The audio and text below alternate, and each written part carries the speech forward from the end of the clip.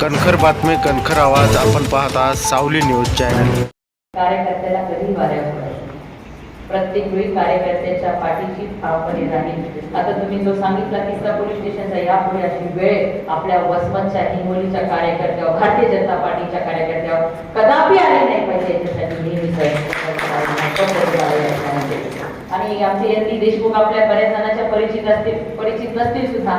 फक्त हिंगोली जिल्ह्याच्या आपल्या सगळ्या सहकार्यांच्यासाठी एन.डी. देशमुख हे माझे OSD आहेत, ते आपल्या सगळ्यांच्या संपर्कात राहतील. कुठल्याही छोट्या मोठ्या अडचणी असतील, मी जरी आज बघा सकाळपासून इतके फोन झाले, मिस कॉल उचलूच नाही शकले. आता गाडीत बसल्या काही लावते म्हणलं तर लावायपर्यंत येणारे फोन घेण्यात ते काही लावणं पण पूर्ण होत नाही. म्हणून एन.डी. देशमुख हे फक्त आपल्या हिंगोली जिल्ह्याच्या सगळ्या कार्यकर्त्यांच्यासाठी असतील आणि आपल्याला तात्काळ आपल्या कुठल्या पण गोष्टी अडचणीच्या असतील त्या सोडवण्यासाठी मी कटिबद्ध राहील. संपर्क मंत्री जरी असली तरी पालकमंत्र्यासारखं काम करण्याचा मी प्रामाणिक प्रयत्न करेन. आणि भारतीय जनता पार्टीचं नेतृत्व हे देशामध्ये सत्तेमध्ये आहे, राज्यामध्ये सत्तेमध्ये आहे. मग आपल्या हिंगोली आणि खास करून वसमतच्या माझ्या सहकार्यांनी मनामध्ये किंचितही ठेवायचे नाही की आमच्या इथं काही नाही.